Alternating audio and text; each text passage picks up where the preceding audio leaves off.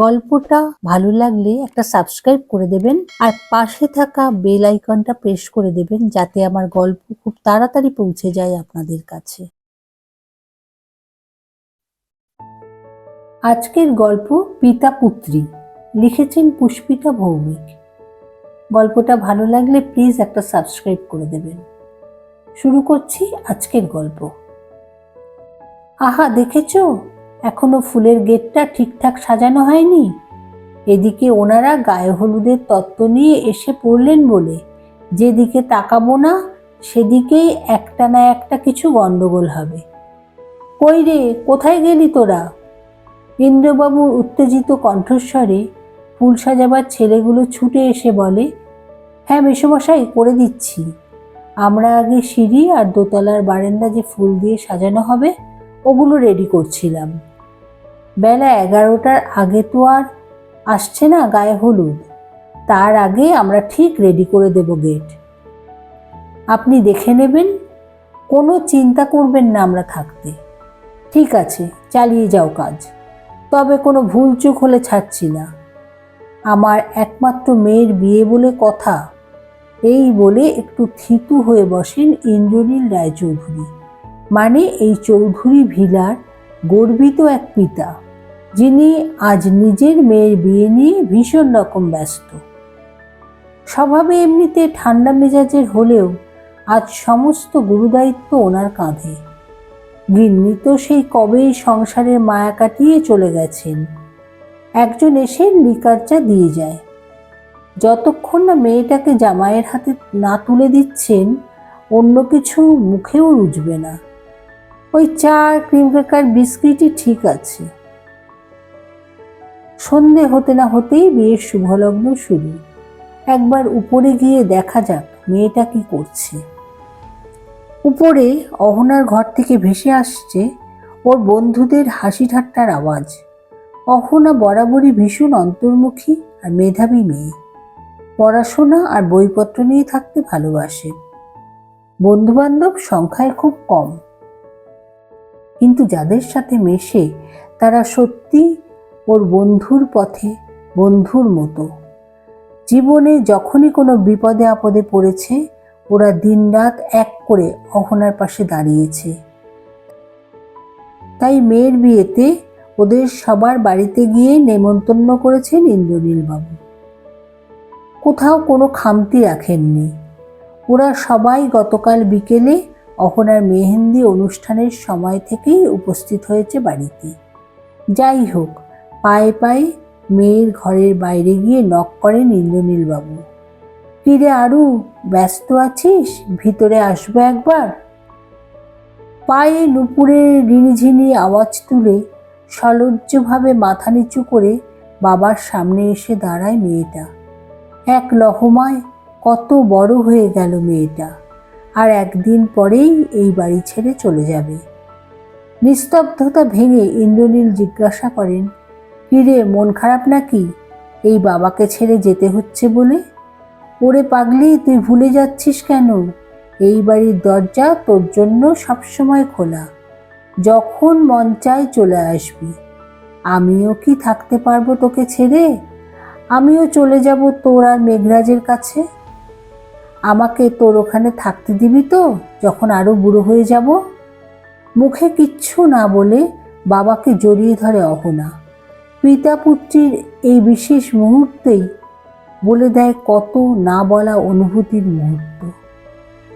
এমন সময় মঙ্গল শঙ্খ বেজে ওঠে। ওই বুঝি মেঘরাজের বাড়ি থেকে গায়ে হলুদের তত্ত্ব এসে পৌঁছল। অহনার বন্ধুরা এগিয়ে যায় গেটের দিকে ওনাদের অভ্যর্থনা করতে। এই বিয়েতে ওরা একটা বিশেষ ভূমিকা নিয়েছে। আত্মীয় স্বজনদের খুব একটা বিশেষ পাত্তা দেন না ইন্দ্রনীল বাবু।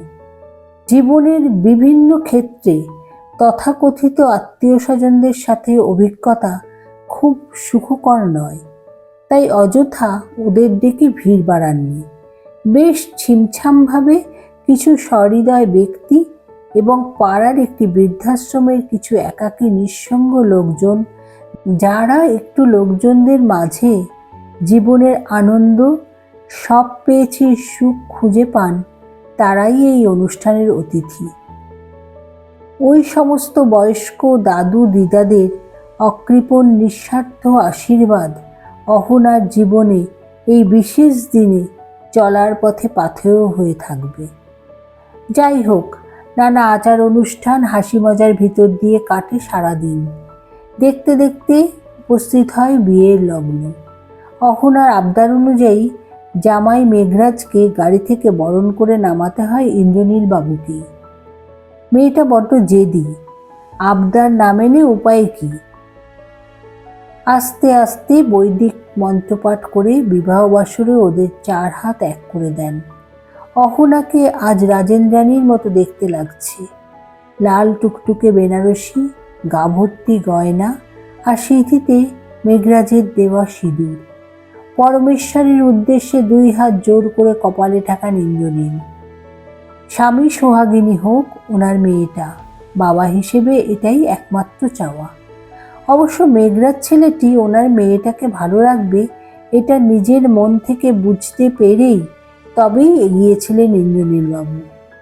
অহনার জীবনে একটা মানসিক দুঃসময়ে মেঘরাজই সবার আগে ওর পাশে দাঁড়িয়েছিল। সেই দেখে ইন্দ্রনীলবাবু ভরসা খুঁজে পেয়েছিলেন ওর মধ্যে। যাই হোক, বিবাহ সুসম্পন্ন হয়। খাওয়া দাওয়া শেষে বিবাহ বাসরে ঢোকে নবদম্পতি। এখন অনেক নিশ্চিন্ত বোধ হচ্ছে ইন্দ্রনীলবাবুর। নিজের ঘর লাগোয়া ঝুল বারান্দায় গিয়ে বেতের চেয়ারে গায়ে দিয়ে দেন। সারা বাড়ির লন জুড়ে এক অদ্ভুত মায়াবী আলো খেলা করছে। টুকটাক আড্ডা ইয়ার্কির শব্দ ভেসে আসছে আড্ডাবাসর থেকে। ভালো থাক ওরা জুটিতে দুটিতে। হালকা হিমেল হাওয়া দিচ্ছে। বারান্দা ছেড়ে ঘরে যান ইন্দ্রনীল। একমাত্র ছেলে রূপ ওরফে রূপমের ছবির সামনে দাঁড়িয়ে দেখেন একটা অদ্ভুত হাসি কাজ করছে ওই ছবিটায়। যেন বলতে চাইছে, তুমি আজ সত্যি একজন বাবা হয়ে উঠতে পেরেছ। স্বামী হয়ে আমি অজান্তেই অহনার জীবনে যে অন্ধকার নামিয়ে এনেছিলাম, 7 বছর পর তুমি ওর জীবনে আবার সেই আলোর প্রদীপ জ্বেলে দিলে। বর্ডারে শত্রুপক্ষের হামলায় দেশের হয়ে আমি যখন প্রাণ হারিয়েছিলাম, তারপর থেকে ডিপ্রেশনে চলে যাওয়া অহনা আর তোমাকে আগলে রেখেছিল অহনার দীর্ঘদিনের মা, বাপ মরা ছেলে ওই মেঘরাজ বসাক। ও জানে জীবনে কাছের মানুষদের হারানোর কষ্ট দুঃখগুলো। যোগ্য মানুষকে নির্বাচন করেছ তুমি পিতা হিসেবে পুত্রীর জন্য। যদিও কোনো কালেই তুমি অহনাকে ছেলের বউ হিসেবে নয়, নিজের মেয়ে হিসেবেই দেখেছ। তবে আজ শুধু কথায় নয়, বাস্তব কাজেও তুমি প্রমাণ করে দিয়েছ ও তোমার মেয়ে।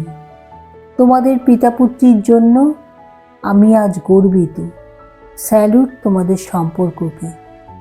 আজ আসি বাবা, আবার কখনো দেখা হবে পরপারে তোমার সাথে। অনেক গল্প জমিয়ে রাখছি, ভালো থেকো।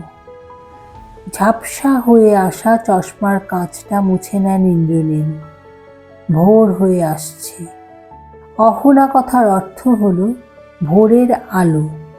মেয়েটার জীবনে আধার কেটে আলো ফুটেছে। এই দিনের সাক্ষী হওয়া সত্যিই মহানন্দের, মহাশান্তির এক পিতা হিসেবে।